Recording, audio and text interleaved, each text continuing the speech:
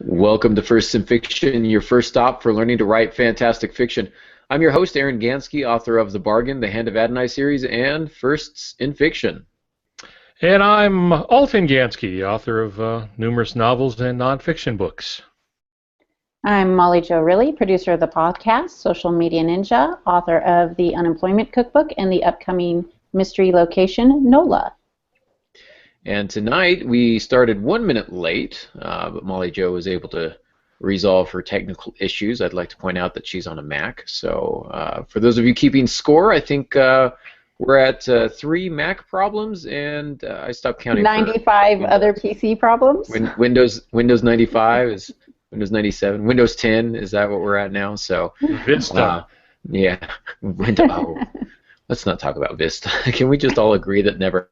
That's like Wolverine 3, like we or Wolverine Origins. We just don't talk about it anymore. Yeah, there's just some things better left buried. Yeah, exactly. So we would like to remind those of you listening to the audio-only podcast that you can find us live at 6:30 p.m. Pacific Standard Time on YouTube or aarongansky.com. And if you'd like to get notifications about when we are broadcasting live, go ahead and add us to your circles, firstsinfictionpodcast@gmail.com. That's the one that we actively use. There's another Firsts in Fiction page floating around out there on Google Plus that I created at one point and promptly forgot about. So not as active on that one. So firstsinfictionpodcast@gmail.com, that's the one that you want to add. They can actually just go to Google Plus and search Firsts in Fiction, and both of those accounts will come up. So don't join the one that's last entry is November of 2013. Fair enough. 3 years, 2.5 years. Wow, that's a long time. So, and it is first plural. Yes. In fiction. Do not learn that the hard way. Yeah. Yeah. I don't. Is there even a first in fiction? We should probably get that one too. You can never find it, and then I realized the problem was I was searching for first in fiction instead of firsts in fiction. I think what's going to happen is somebody that's listening currently is going to snatch that up and then try and charge us $4 million to get it. So, firsts, plural, in fiction, podcast@gmail.com. So that took a lot longer than we anticipated. Let's move on to our Ask the Author question tonight, which comes from a former student of mine, one Sydney Snyder, who asks, what inspired you to become an author? She also wants to know if we are on Team Cap or Team Iron Man and why. Now, I know it feels like I put that in there and I'm just blaming it on Sydney, but no, that is definitely Sydney. She's a fan as well, a Marvel fan, and I'm a Marvel fan, so good stuff. So to answer the question, you know, it's hard to say what actually inspired me to be a writer. I've always loved writing. And I've always known that I was going to do it. Whether or not I was going to get published didn't really matter. It's just I was a storyteller. I wrote stories, and that's what I enjoyed. I liked reading, and I wanted to tell some stories. So I think part of it was the fact that I did a lot of reading, and there were a lot of stories that I wanted to tell better than those I had read. And you know, there's always the wonder of reading a book that is just sublime, and you wonder if can I pull something off like that, and so you want to kind of emulate that. But I really think if we're talking about in terms of professional writing, seeking publication, I don't know if you guys are aware of this or not, but my father is a writer too. A good one too. Somewhere. Yeah, yeah, he's a good one too. He's written several books. Yeah, he's written like 3 or 4 good books, and he's the law of averages. One of them is bound to be good, right, Pops? So that was my old line for a long time. So I've written over 40 books. One of them good. Yeah, but it was your encouragement, Pops. As a matter of fact, you were the one who encouraged me to write young adult fiction, and I wrinkled my nose, I think, at that at one point. And now, of course, I'm doing the Hand of Adonai series, which I'm just really enjoying. So. One thing that you'll discover if you're a young listener, you'll soon discover that even though you think your parents are often wrong, they're more often than not correct, and you tend to learn that as an adult. So Pops saw that ahead of time, and he really encouraged my writing. And so there's, I think, equal parts the reading, the innate desire to want to tell a story, and then also the gentle prodding and encouragement that I received from my dad. In terms of Team Cap and Team Iron Man, I worry that this could definitely derail the conversation. So in the comics, I was more Team Iron Man for a variety of reasons. I haven't seen the movie. Obviously, it's not released. When it is, I'll have to make my decision then. But as it's playing out, it looks like I'll probably end up still siding with good old Iron Man. So, Pops, how about you? Well, I think I knew for a very long time that I was interested in storytelling, and I knew that I wanted to be a writer. I remember as a kid writing stories. I even remember what one of them was, and I got myself into a bind and couldn't get out of it. Then I went on to do other things because I have a wide range of interests, and while that sounds really intellectual, it's not. It's more of a distraction than anything else. So I went off to be a firefighter, and I went off to doing a number of things, worked in a bank and all these different other kinds of things that I did, worked in architecture for 10 years. But through all of that, there was a call to write. So even when I was doing architecture, I was working with a guy on doing some writing and tried my hand at short fiction, failed at that miserably. But I was consistent because I failed at it all the time, but managed to place book-length work. So go figure. And then also, as I grew a little older, and this might be good for your students to hear, Aaron, everything I needed to learn to be a writer, I hated. I hated typing. I said, I will never use typing. I don't understand why I have to learn typing. This is a waste of an hour every day, and I'll never use it once I leave this classroom. And, of course, it's all I do anymore. Didn't like English all that much. Go figure now, 45 books later. So you don't always know what you're going to be doing, such as writing YA fiction, young adult fiction. You don't always know what you're going to be doing in the future, so you just got to stay limber. You got to be able to change with the things that come along in life. But nonetheless, I just kept wanting to write, and I tried different things. I did short stories, which I told you about. I failed at. I tried my hand at magazine articles, and I placed a few of those.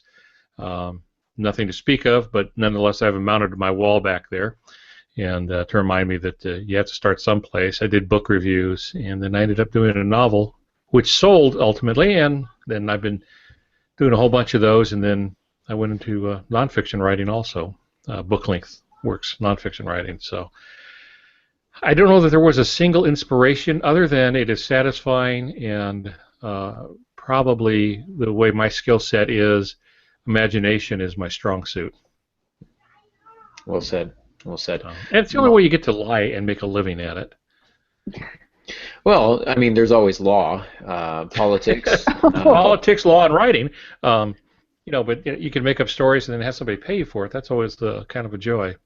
Yeah. Again, law, politics, and writing. So we're in good company. At least we're honest about our lack of honesty. At least we tell you right up front, this is a work of fiction. I would love for lawyers to do that. Ladies and gentlemen, the jury, I'm going to just make some stuff up. Politics. I'm going to make some promises now I have no intention of keeping. So anyhow, moving on. Molly, how about you? He didn't answer the Team Cap or Team Iron Man question, and I think that's really important. Well, he's playing politics. I'm stuck on whether or not that's Team Superman or Team Batman. So. No. You're Team Hulk, right? You got the superheroes turning on each other now, so both DC and Marvel are doing the same thing. So. It's just rude. Yeah, I'm on Team Buttered Popcorn. Well said. Well said. Nicely All right, done. Molly, how about you?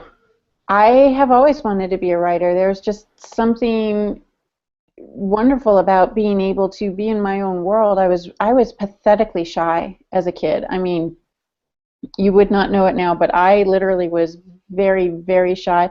I could not go out in public without my parents being right there next to me. If a stranger looked at me wrong, I would cry buckets. I would get so red and then get embarrassed from being embarrassed. It was awful being me. Even on the playground, I'd rather sit in the classroom and just doodle and draw and write.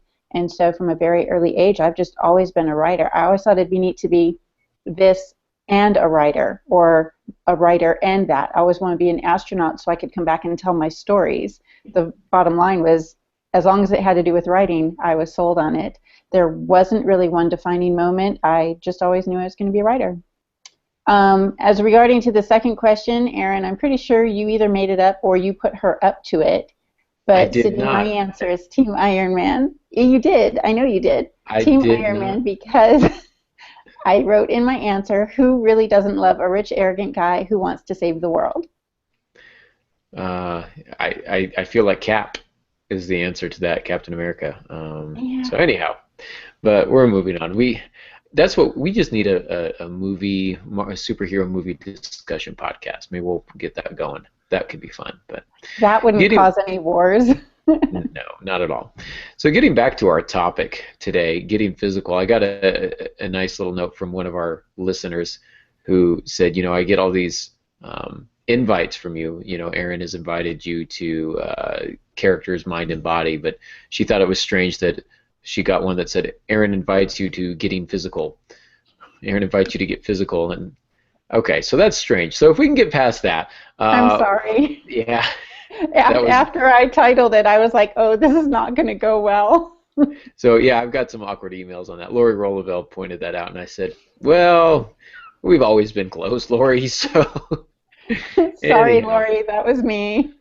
we talked last week about the character's mind and their body, or rather their mind and emotions, how they feel, the inward expression of those feelings and what that physically feels like. How they're thinking, their motivation, their psychology. We talked about that. But one of the other pillars, as I call them, pillars of character development, is character physicality. And what it boils down to is this. We often, as writers, become very fascinated with what our characters think and what they feel, and we forget often that they are a physical body in a physical world. As a matter of fact, we said this kind of last week, all of our emotions are internal biological reactions to outside stimulus. And granted, it sometimes is inside stimulus. I guess if you have a virus or a bug within you and you feel sick, that can also affect your emotions. But the bottom line is we have a physical body. We live in a physical world. We interpret things physically. Everything comes through our body before we interpret it in our brain. And it's important to remember that we often forget that, to the detriment of our characters. And so our characters need to be as unique in their physiology, in their biology, as they are in their psychology and their personality. We'll spend hours thinking of what our characters think and feel about particular things, what their motivation is, but we very seldom think about what their body is like, their biology, their makeup. And so we are talking about more than just their physical description, just the color of their hair, the color of their eyes, and things of that. Those are important. That's not really what we're talking about here. We're talking, again, about muscles, bones, those types of things, the skin that they're in, and how that physical body interprets the outside world. So there's a difference between the physical characteristics and the physicality of your character. Yes. Is what you're saying. Yes. So I would think it also, along the physical lines, it's important to note that your characters are not always going to do what you want them to do physically. They're not going to act or stand or open a bottle the way you would have them do it in your head, and they will fight you on it. A lot of times characters will take me by surprise when I try to have them do something, and they'll say, no, I want to turn left instead of right, or I want to scratch my eye instead of rub my nose. Different characteristics that they have to show what they're feeling or what's going on around them. Sure, and really what we're talking about here is just their physical composition, Okay. more than just their decisions that they make, because that kind of falls into the mind thing. But we're talking about like their biological makeup. Got it. Think of if a doctor had a medical chart on them, and I actually didn't. I'll mention this later, but I say our bodies are living textbooks of our history. And it's simple things as simple as how we walk. That tells us who we are as a person. If you think of trees having the rings, and you can read the rings of a tree, that will tell you about that tree's life. When there were, prolonged colds, when there was a longer spring. Whatever the case is, you can read that by reading tree rings. I can't. Apparently, there are people who can.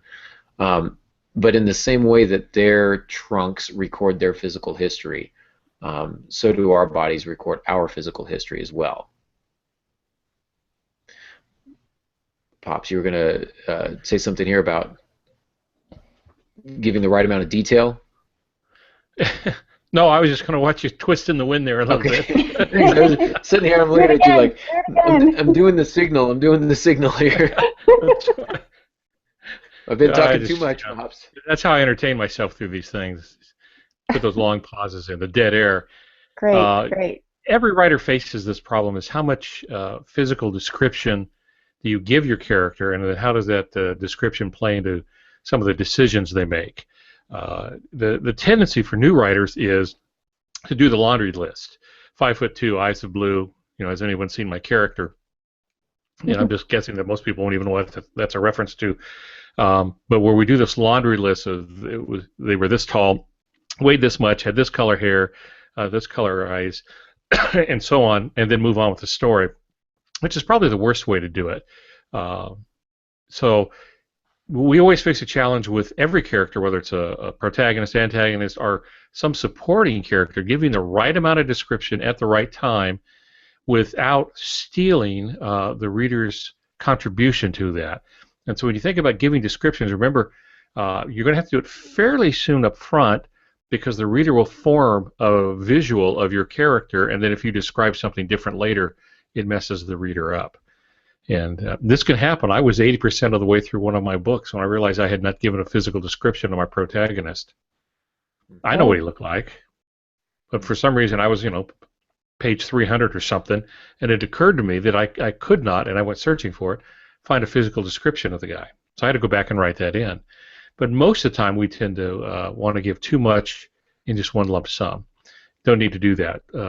Less is more, but you want to give what is pertinent. Give them a basic idea, your reader, the basic idea of what this person looks like. And then you can develop the other stuff as you move along. But it's always going to be a challenge to do that for the significant characters in the book. So let me ask you this, Aaron. In your writing, how many of the characters do you describe physically?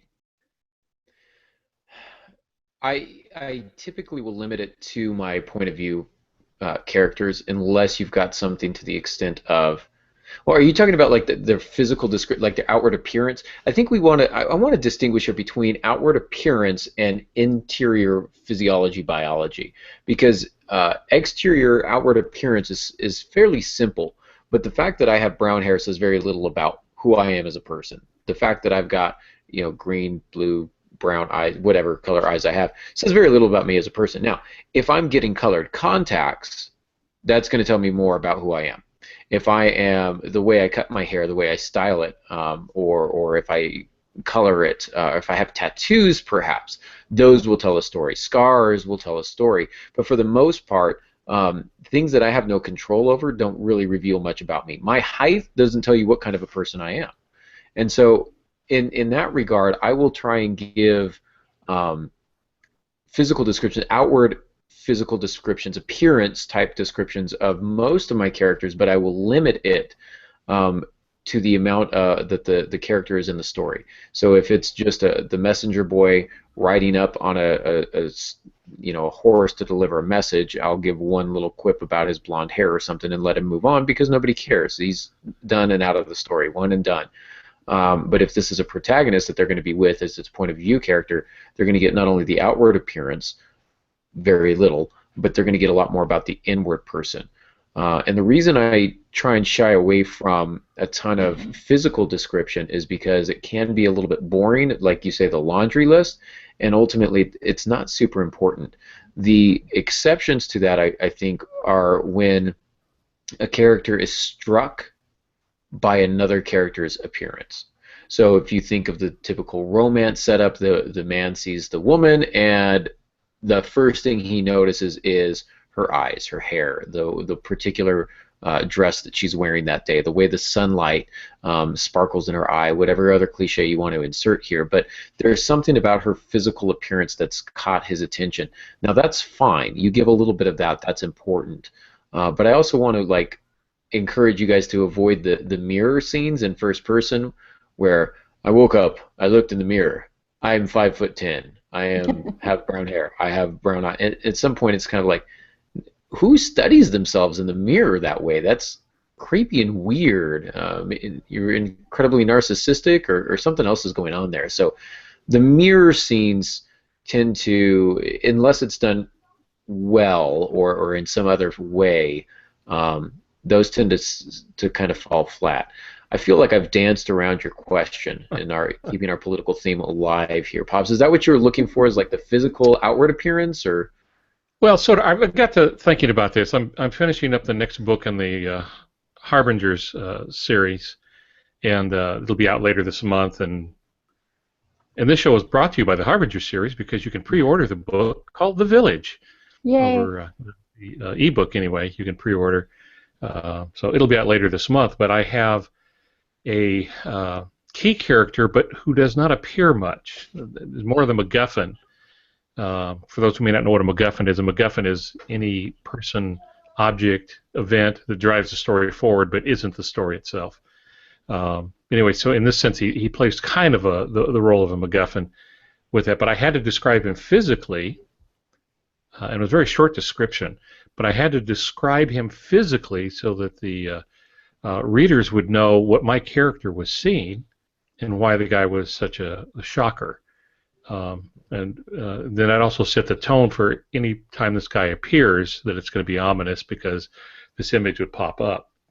So I describe anyone that generates some kind of reaction with the protagonist and the supporting protagonists, and same with the antagonist. But again, these do not have to be long. The description of this guy was, when you read the book, one of the characters is a 10-year-old boy, and he pulls these curtains back. They're in this small village in the Blue Ridge Mountains, and he pulls this curtain back, and there's this guy with his nose up against the window staring in. And my character, Tank, because the kid screams, my character, Tank, runs over, and he says, outside the window, his nose an inch away from the pane, was a man, an ugly man, a mess of a man, with a beard that looked like it housed a small family of rodents. Then I give another line or two, so about missing teeth, and and he has one other thing. He has an eye patch that's made from a piece of string on the top of a cornflakes box, and then that's it. See, it's just barely a paragraph of information. It's just I think 2 or 3 lines, but that's all we need. And what happens there is that guy becomes Ratbeard before too much longer, or Cornflake Guy, or something like that. You give him a short description that recalls that initial image. I do something similar with in my book.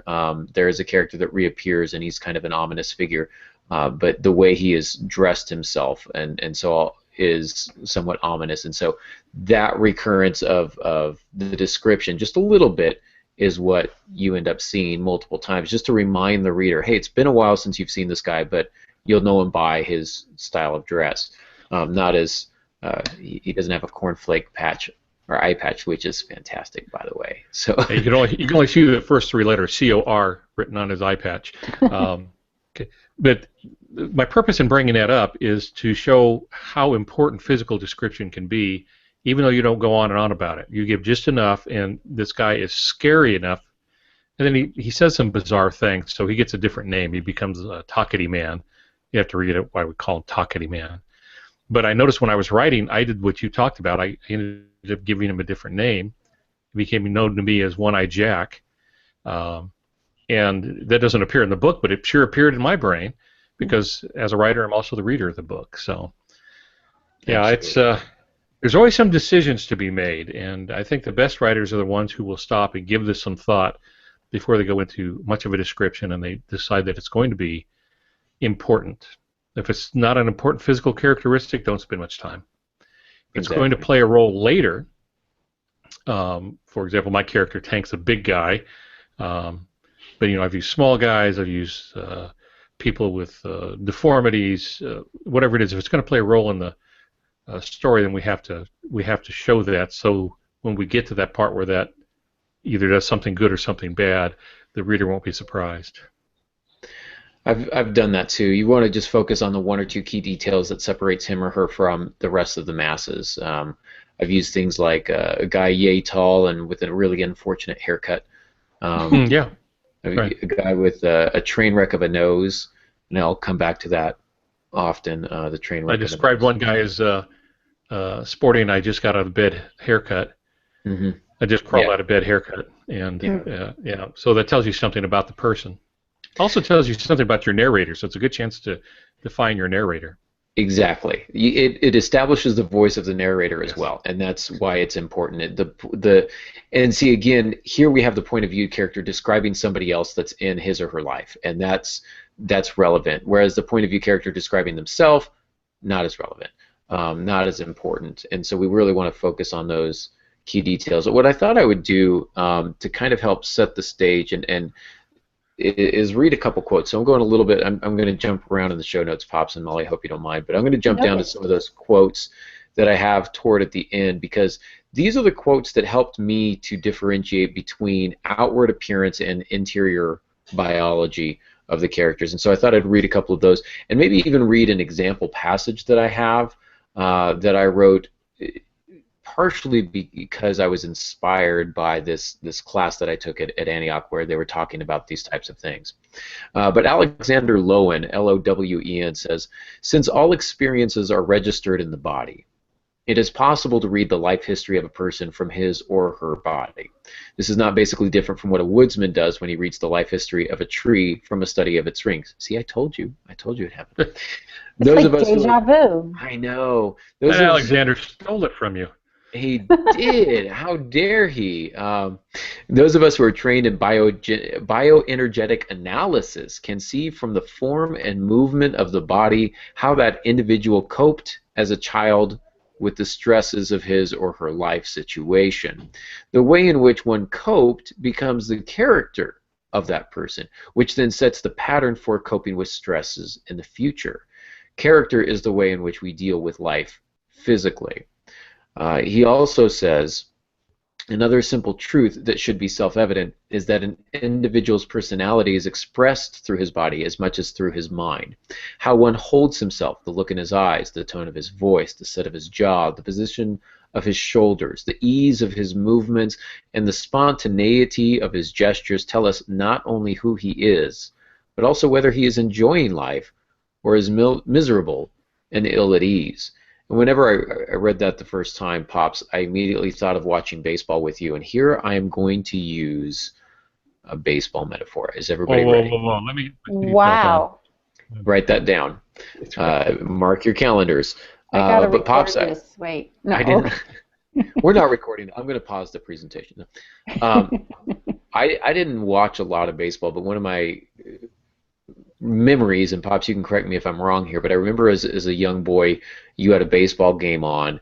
The guy was pitching. He just gave up a home run or two, and the manager walks out to the mound, and you looked at me and you said, "He's going to keep him in the game." I was like, "What do you mean he's going to keep him in the game? He just gave up 2 home runs." He goes, "His shoulders are back. He's confident. He's looking right at the manager. He's not avoiding eye contact. He's got this confidence, so he's going to let him stay in." Conversely, the other side of that is when the manager walks out and the pitcher is looking at the mound and he's kicking the dirt and his shoulders are slumped and he's holding the ball inside of the glove instead of holding it in his hand, and he's kind of concealing, and he's got that body language, that posture that says, "I have no confidence." And I think at that point it said, "Oh, they're pulling him. He's lost his confidence." And I don't know if that's an accurate memory or if I fabricated that, but I was really impressed with your observation skills. So if it is fabricated, just go ahead and pretend like it's true. That was true. I remember us doing that, and that was always and still is one of the joys of baseball, especially with the pitcher. You can tell if the pitcher's losing it by their body language, not just the way they throw, but what they do after they throw.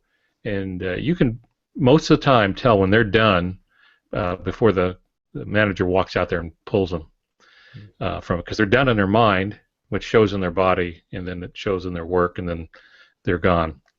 So And that's true with everything. When you're talking about that, it reminded me back in my high school days.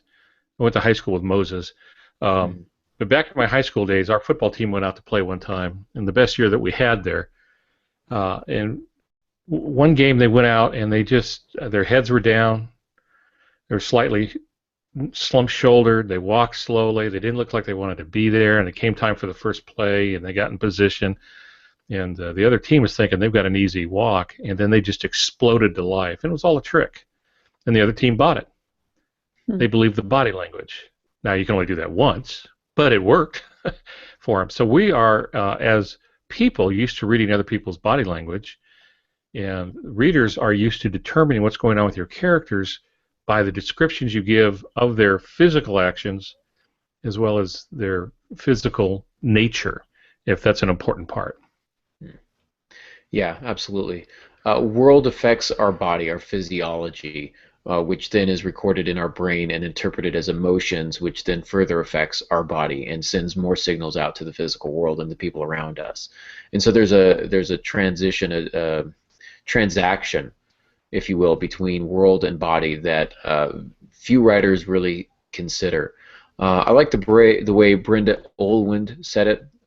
Ueland, Ueland. She says, when you say in fiction he bowed his head in shame, it's likely to be a lie. Or he gripped the chair until his knuckles were white. When you write such a thing about a character, ask yourself, did he really do that? Have I ever seen anyone do that? If you really have, and it's true, and you see this character do it in your inner vision of this story, put it down. Then it will be all right. But for the most part, I'm adding this part in, but for the most part, these are descriptions that we've seen in other things that we've read, and or melodramatic movies that we've watched, and it doesn't seem true. Not everybody grips the steering wheel until their knuckles turn white when they're angry. Some other people tend to get quiet when they're angry. They stuff their emotions rather than expressing their emotions. And so knowing that is important, and seeing that in their body is also important. Paul Auster, Auster, says, writing is physical for me. I always have the sense that the words are coming out of my body, not just my mind. And if you think about that, that's true. You're either writing pen on paper, or you're typing hands on keyboard. But whatever the case is, there is a kinesthetic motion that's moving on here when we write. So writing is physical for me. I always have the sense that the words are coming out of my body, not just my mind. Not only do you write books physically, but you read books physically as well. There's something about the rhythms of language that corresponds to the rhythms of our own bodies. An attentive reader is finding meanings in the book that can't be articulated, finding them in his or her body. I think this is what so many people don't understand about fiction. And I really think that that's true. And you say, maybe it feels like it's overstating it, but when you think about the rhythms of our body, we have a heartbeat. There's a rhythm to it, right? The way we walk, there's a pattern to it. There's a rhythm to it. There's rhythm in everything. There are what does he say, patterns that are spelled out time and time again, and we experience things in that way. And so it's important for us to be able to have our characters do that as well. Do you guys mind if I read an example here? Yes. Is that all right? Okay. Well, you're in charge, so. Okay. So go ahead and tell me no, and then I'm just going to overrule you so that I feel really important and authoritative. Aaron, I don't think you should do it. Don't do Molly, it, Aaron. I'm going to do it anyway because I'm a rebel. Wow. Put me in my place. My shoulders are back. My chin is high. Okay, moving on. Is there something I can be watching on TV right now? Oh, I'm sorry. I'm supposed to pay attention. Well said. Thank you. I'm getting quiet here. This is a sneak peek of the second book of Hand of Adonai. So for those of you listening, there might be some spoilers, but hopefully we can avoid too many. This takes place, there's a fight scene. So Erica whispered and then felt herself thrown straight up in the air. Branches snapped around her. She opened her eyes and started falling. She reached out for the harspus branches that tangled together, bounced off some, and finally landed on a thick branch. It hit her in the stomach and folded her in half. She hung suspended in the air nearly 12 feet from the ground. She was dizzy and every part of her felt bruised. She found her breath, took in a deep gulp of air, and cleared the spots from her eyes. See the physical description there, the breath, the gulp of air, the spots before the eyes, clearing them. Not just there were spots in front of her eyes, but she's clearing them. Olwen was below, rolling away from the Sasquatch and darting behind trees. It had to be 9 feet tall. It ducked under the branches of the harspice trees. Its arms were like telephone poles.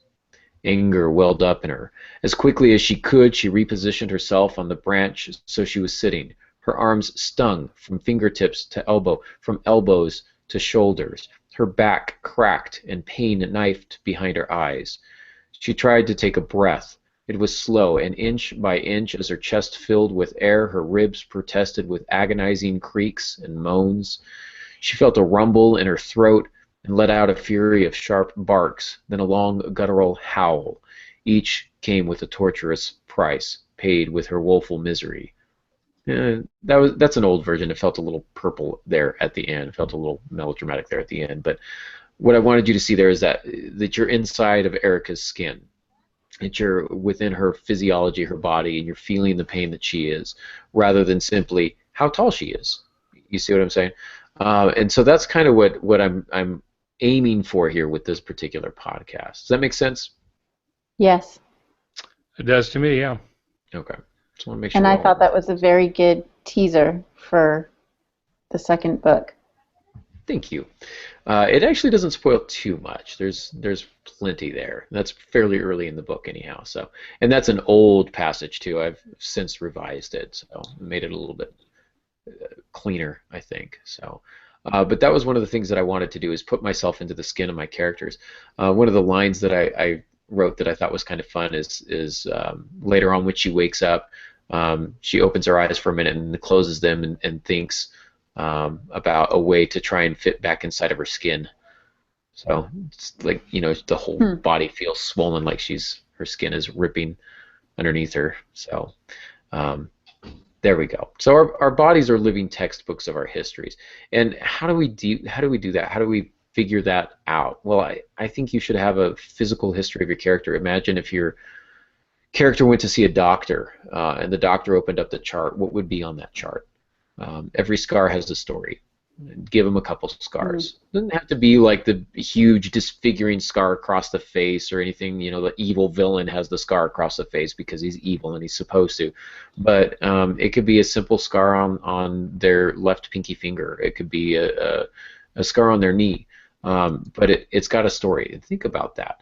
Diseases often have long-term physical repercussions, as do these injuries. Every accident, injury can linger.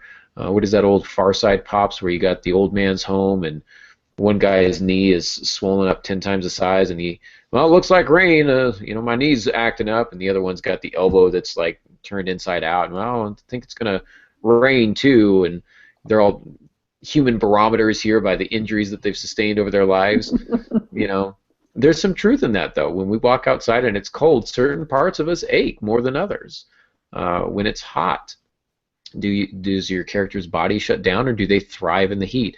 I love my wife, but I can tell what the weather is like when I wake up in the morning, because if she is grumpy and doesn't want to be looked at, it's cloudy, and I'm a happy man. We're probably going to get some rain. But if she bounces out of bed and she's smiling and things are good, it's going to be super sunny. There's not going to be a cloud in the sky. She's a human barometer, because weather affects us. It affects our bodies. It affects our emotions. She's a sun baby, and I am very much a rain baby. Is that a thing? If it is, I wouldn't admit to it in public. Okay. It just sounds strange, I suppose. Slightly. Yeah. Stephen King did something in a book a number of years ago, Insomnia, and his protagonist is an elderly retired man who's living alone. And I thought he handled that very well, because he used a lot of physical description. And again, when we're talking about this case, not the laundry list, but what he felt as an old man living alone. What was it like in the morning? What was it like in the evening? When you can't sleep, you don't sleep like you used to sleep. And all the other things, and a great deal of that, although a lot of emotion in it, is described through physical sensation. So as you get older, your back hurts, your eyes quit on you sooner during the day than they used to, and all these other things that go on. And it makes for a very rich character. It does. It does. And I want to say that the opposite is also true. We've talked a lot about injuries and diseases and things that have in some way physically harmed us, but not every physical description has to be of pain and agony. Think of one of the examples I give my students, or one of the tasks that I give them, is to write about somebody that's very similar to them, in age and physical composition, and then think of somebody very different. So of course they all write about the all-star athlete, high school athlete, first, and then they write about the decrepit old, creative writing teacher, or whatever the case may be. So they're very subtle. But when I remember being young and in shape. That was a long time ago, but believe me, there was a time. And running and playing football, I felt fast, and the wind was blowing, and everything moved. We tend not to take a lot of notice when things are working the way they're supposed to be, but the fluidity of movements and the joints and the impact still felt good, even though it was a little bit jarring. There's that sensation of that adrenaline that's pumping, and feeling the muscles, and you're bench pressing 700 pounds. I never bench pressed 700. I maxed out at 650. But whatever it is that you're doing, and you feel strong and agile, that's good physical description to include as well, especially if you've got a couple different characters, some that are physically fit and free from diseases and injuries, and then you've got somebody else who's kind of suffering through life. Kind of that dichotomy there can be good to show. So don't limit your physical descriptions to just pain and agony. Don't forget to, when your character is physically feeling good, and what that's like, to experience that as well. Molly, you have here in the notes about one of your characters in NOLA having a scar. Yeah, but I was going on physical qualities, not the physicality, so I don't think that actually plays in. But I like what you say, though. So if you were going to mention it, though, because the point is valid, what you're going to say. Well, my notes, my show notes, I said I think it's important to note that as the author, you don't have to include every detail in the manuscript. One of my characters does have a deformed scar on the back of her neck, and I'm not going to give it the play-by-play of how it happened later in the story. I'll explain enough to satisfy the reader, but I won't tell them everything. It's enough as the author to have the backstory and to know what my characters do and why they do it, but you don't need the encyclopedia of my character. You just need that particular moment. You don't need to know their history from the day they were born all the way up into the present time and what's going to happen in the future. You just need to know this particular aspect of it. And in that respect, I don't want to drown the reader with the information that I know about the characters. I agree, and I think that's good to have for the reader. The reader doesn't need to know everything, but the writer does. The author should know those stories behind those. And even if it doesn't play a huge part of the story, if somebody asks her about it and she just says, long story, I'd like to hear it. I'm not going to tell you. That's fine. Right. Like that's perfectly acceptable. And that can be another element of mystery. I was at a staff meeting that was pretty awkward one time, and I had a teacher who used to be a principal, and the lady that was leading the training or whatever was going around getting everybody's name and what they did, and he said, I'm a teacher, I used to be a principal, and she goes, it's not often a principal goes back into the classroom. That's an interesting story. I'll hear about that later. He goes, no, you won't. And she goes, yes, I will. And he says, no, you won't.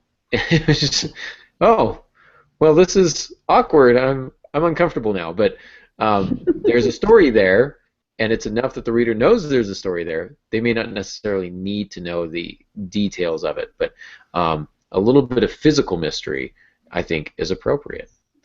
And so some of the things that you want to consider when you're talking about the physical makeup of your character is, what does it feel like when they walk? Put yourself into their skin. What does walking feel like for them? Or how about when they run? When they fight? I always say it's good to have your character be in a fight. It doesn't need to be in your book, especially if you're writing a romance. It doesn't have to be a physical fight, but just imagine if your character was in a boxing ring. What would that look like? and what does it feel like when they're, let's say, in a car accident, be in their body and slow time down and experience that. It sounds weird. I would like for you to experience a car accident, but you want to deeply imagine that. Or if you've been in a car accident, you can pull from those experiences. You've been there, and what is that accident? What's the long-term effects on them? So those are the things that you want to be thinking of. You want to think about their biology. So, Pops, do you have any comments before I delve into my next points here? I feel like I'm just monopolizing the whole show. Now, I would say there are variations. I'm going to back up and try that sentence again. Whether you choose first person or third person will alter the way you do descriptions. And again, not just the physicalness, but the physicality, the way the physical part is acted out, because the first person is talking from the experience. The third person presentation is a narrator, whether close or omniscient and distant. It's a little different. The same information can be conveyed, of course. I find it a lot more fun to do it in first person. And I find it a lot easier because the description is not detached. Mm-hmm. True. If you're in third person close, you can still kind of accomplish the same thing. My issue with first person is it always seems awkward, like how much attention to the protagonist is too much. At what point is the protagonist paying too much attention to themselves? I kind of mentioned that with like the mirror scene, but for me that's a real tough balance to find. I know people who do it and do it well, but it's tough. Pops, do you have any ideas? Sue Grafton has done a good job with that with Kinsey Malone, the female private detective. And when you read some of the earlier books, I forget what number she's up to now. She may have been all the way through the alphabet. She wrote A is for Alibi, and then it just goes on through the alphabet. But she always did a good job. But one of the advantages in first person is you can talk to your audience. You can talk to the reader.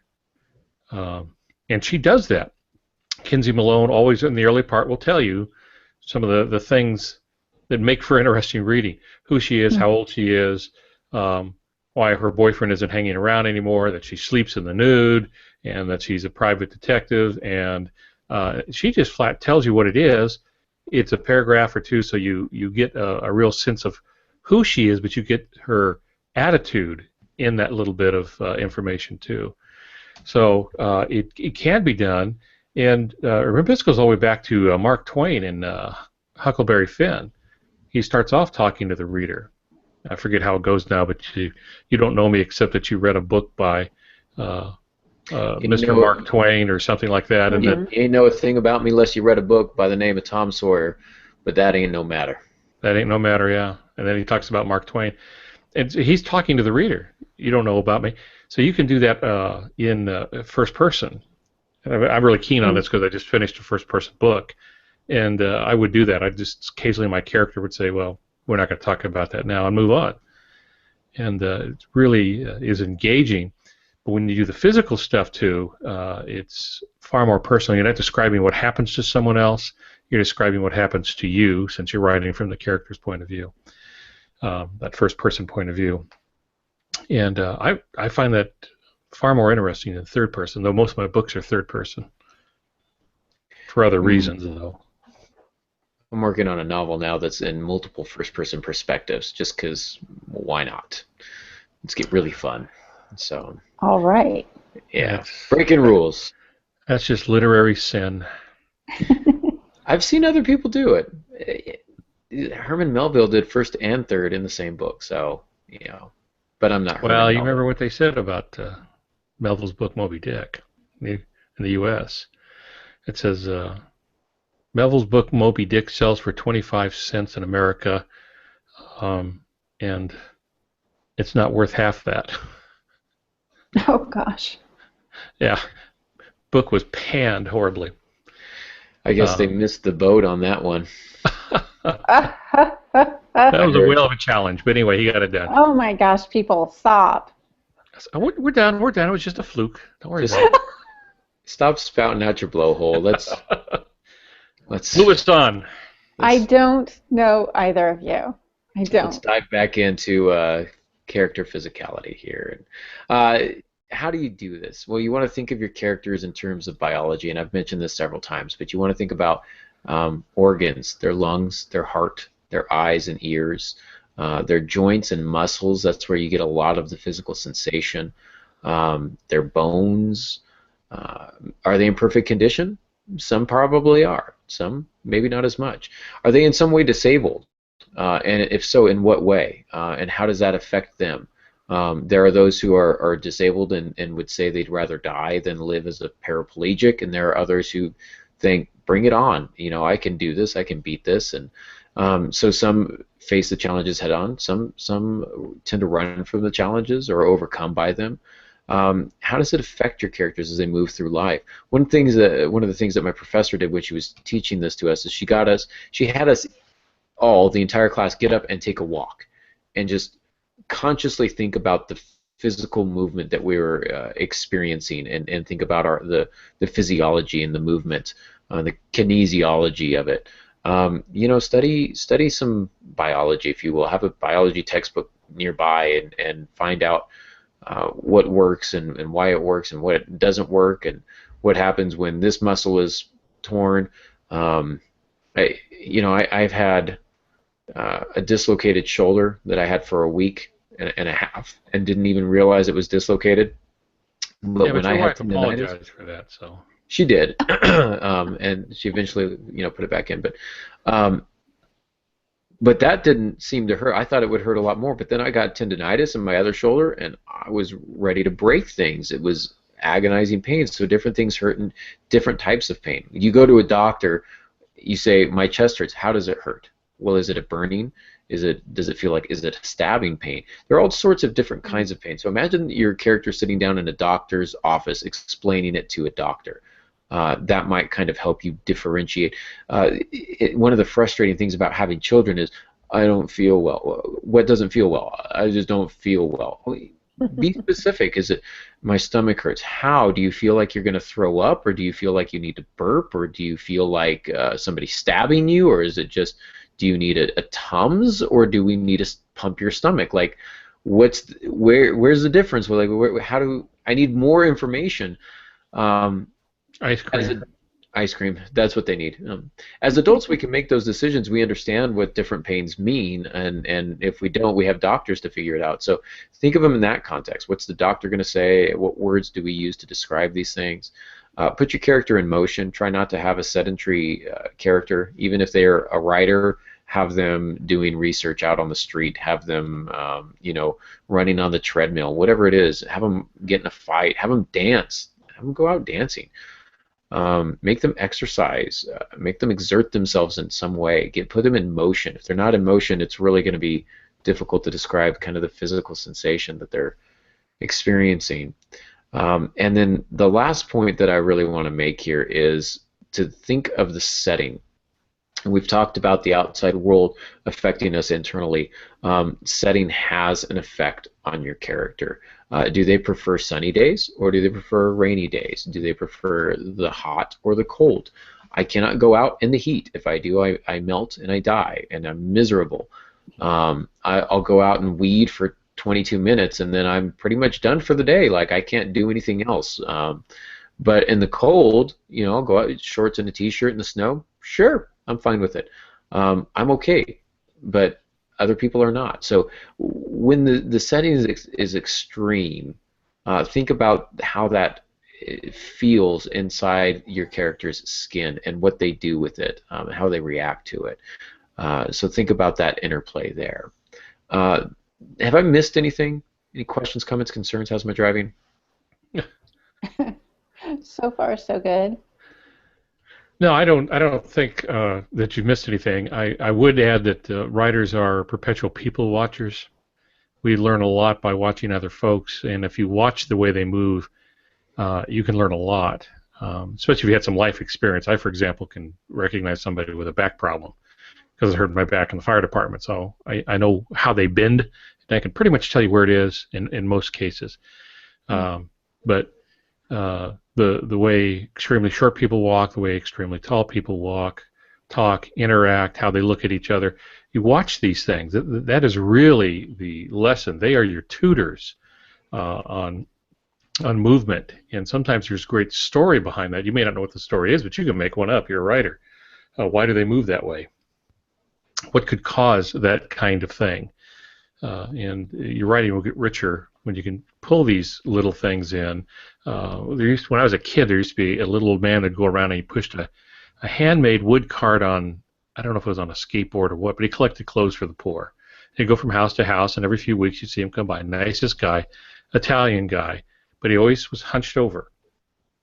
Something had happened to his back, and he always had to lean over the cart as he pushed it, but he never complained.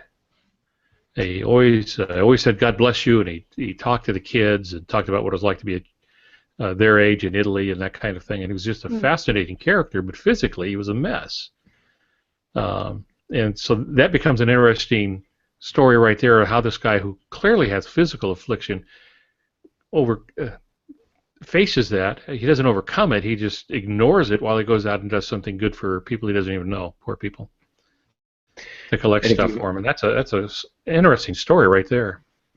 Even if you imagine somebody that in that kind of physical pain or state, and just something as simple as changing into your pajamas at night, you know what I'm saying? It's going to be a momentous feat for some people. So definitely pull from the experiences of people that you know.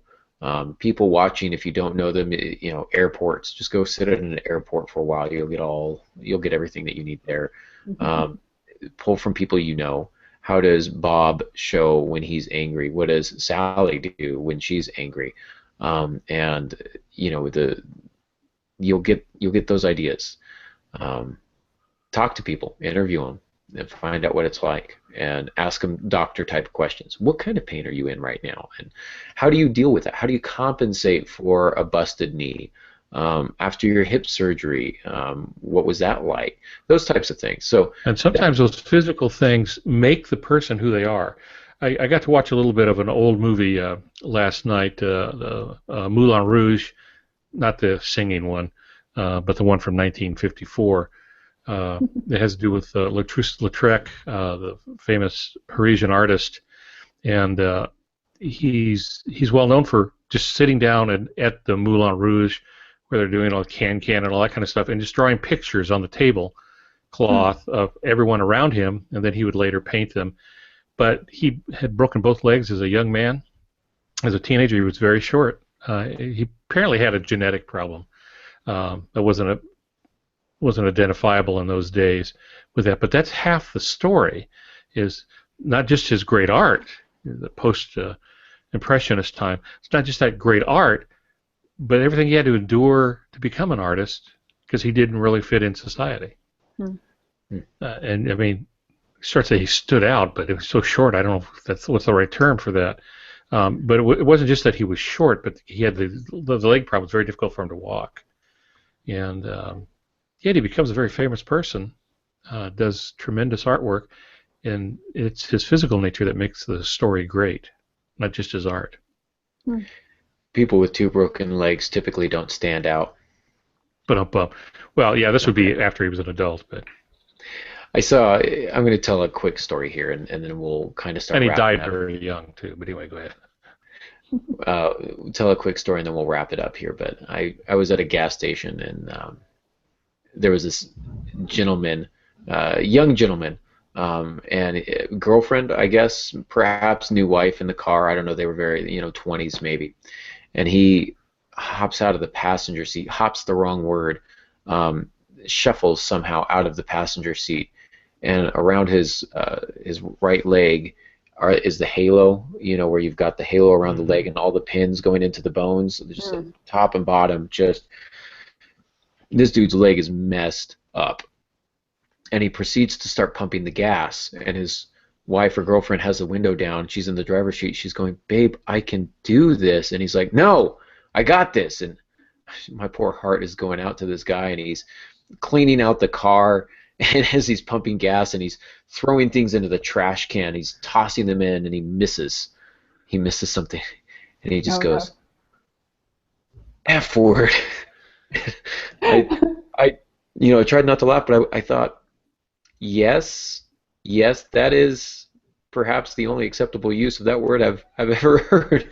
But just that determination to overcome it and not let him slow, that stubbornness perhaps, and just with the halo around his leg, and he's still hobbling around trying to get things done. And you learn about your characters that way. You learn about your characters that way. So I censored it so that we didn't have to put the little, Explicit notice. explicit notice. There you go. There you go. So, Good. but anyhow, there you go. The physicality of characters. Molly, do we have any comments/questions from the room? Yeah, it was a good chat tonight. There was quite a few people chatting around. So Tess was in the room, and Dave Fessenden, and Kaz the schoolboy. Yay, Kaz! That is Bethany Kazmarik's son. Good guy. Oh, Good guy. okay. He's Okay. super awesome. Yeah, he does. He's got his own. Oh my goodness! Now I'm going to embarrass myself because I've watched one of them. He's got his own YouTube channel, I think, where he does like video blogs, vlogs. I guess they're called. That's what all the cool kids are calling them. So if you get a chance, maybe Kaz, if he's still there, will mention something on the page and we can give it a shout out. Put a link in the chat. And we'll give that a shout out. So Get with it, Kaz. anyhow. Give us that link. Yeah. Tess said when we were talking about in the beginning how to describe your characters, she said she finds that sometimes she can give the information by comments made by other characters, such as, "You can't miss him, he's a mountain of a man." And I thought that's pretty good. There was some chat when you started talking about baseball and Sasquatch. We were all wondering if either of that was real, but yes, we did have that conversation. Well, yeah, baseball is real. No, just the fact that Aaron was talking about a baseball metaphor, because we all know how Aaron does not like baseball, which it's a mental defect that he has. We're working on it. If It there's is an anything- intellectual pursuit, yeah. If there's anything genetically wrong with me, I will blame Pops for that. So All Baseball right. is a metaphor for life. it's a metaphor. It's a That's what I pastime. It's say. not a sport. It's a metaphor and a pastime. It's not a sport. So It is all inclusive. all right, moving on. Moving on. Dave wants to know if you actually played football, all 98 pounds of you. So I actually did. I played high school football. I was very good. I played left out and right bench.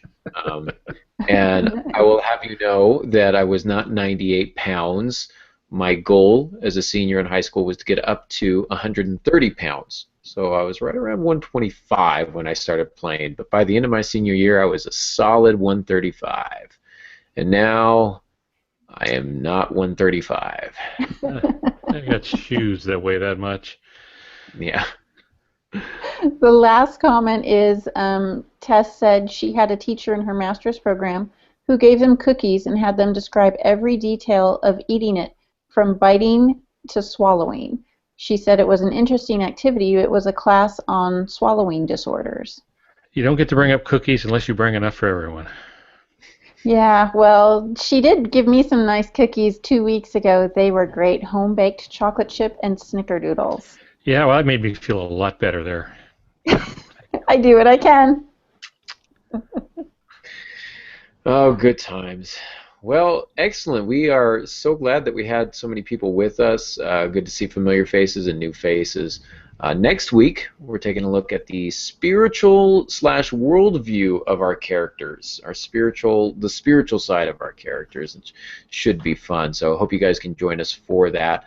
Don't forget to send us your Ask the Author questions at aarongansky.com or at facebook.com or twitter.com or whatever other social media avenues you want to pursue. Or you can just email us. I keep forgetting that. firstsinfiction@gmail.com. And Firstinfictionpodcast@gmail.com. gosh, I can't even get my own email address right. firstsinfictionpodcast@gmail.com. This is why we hired Molly Joe. And you can always find Pops at altongansky.com or his new author page on Facebook, by the way, looking swanky, Pops, new author page. So like that if you haven't done that already. You can find Molly at franklymydearmojo.com, and you can find me at aarongansky.com. And hope to have Heather Luby with us, perhaps not next week, but perhaps the following week. So wasn't able to join us tonight, but we're still thinking of her. Okay. Before you bail there, Kaz got back to us. So for those that are on audio only, you might visit the Google Plus page, or I don't know if this is going to appear on the First in Fiction page or not. But anyway, if you go to youtube.com and you want to look for Clever Gents, 2 words, it looks like maybe an exclamation mark after gents. Clever Gents, search for that and you might be able to come up with this. I'm not going to give you the link because you would never get it down. It's one of those long, complicated alphanumeric things. I'm going to put it in the show notes. So okay, be in the show notes. There you go. When I upload this, possibly as early as tomorrow, you should see it in the show notes. So there's that. Thank you, Kaz, for that, and thank you all for listening. And until next week, good writing.